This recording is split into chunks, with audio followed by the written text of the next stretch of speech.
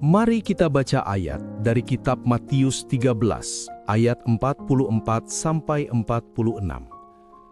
Hal kerajaan surga itu seumpama harta yang terpendam di ladang, yang ditemukan orang, lalu dipendamkannya lagi. Oleh sebab kegembiraannya, pergilah ia menjual seluruh miliknya, lalu membeli ladang itu.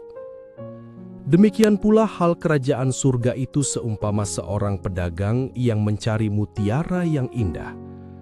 Setelah ditemukannya satu mutiara yang sangat berharga, ia pun pergi menjual seluruh miliknya, lalu membeli mutiara itu. Dua perumpamaan ini sangat singkat, namun keduanya memuat tekanan yang tidak kecil. Yesus tidak memperpanjang cerita, ia justru memadatkannya. Dan dalam kepadatan itu satu pola menjadi jelas. Dua tokoh menemukan sesuatu yang bernilai. Penemuan itu digambarkan tanpa penjelasan emosional panjang. Yang ditonjolkan bukan proses pencarian, melainkan respons setelah menemukan. Respons itu langsung. Ia juga total. Perhatikan urutannya. Penemuan mendahului keputusan. Keputusan mendahului penjualan. Tidak ada jeda naratif yang panjang. Teks tidak memberi ruang tawar-menawar. Respons digambarkan sebagai satu rangkaian utuh. Kata menjual seluruh miliknya diulang dua kali. Pengulangan ini bukan kebetulan. Ia menandai bahwa kehilangan bukan efek samping.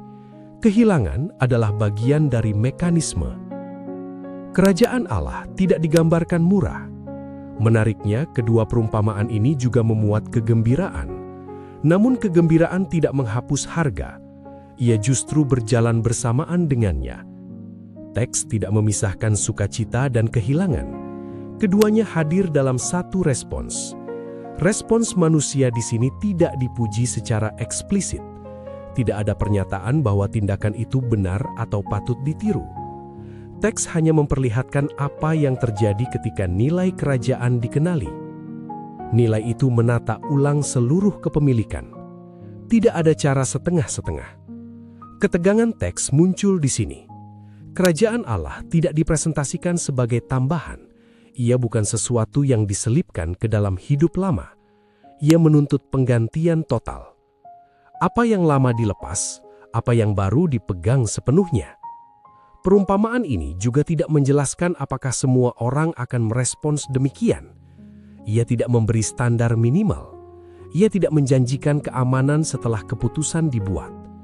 Yang disorot hanyalah ketegasan respons.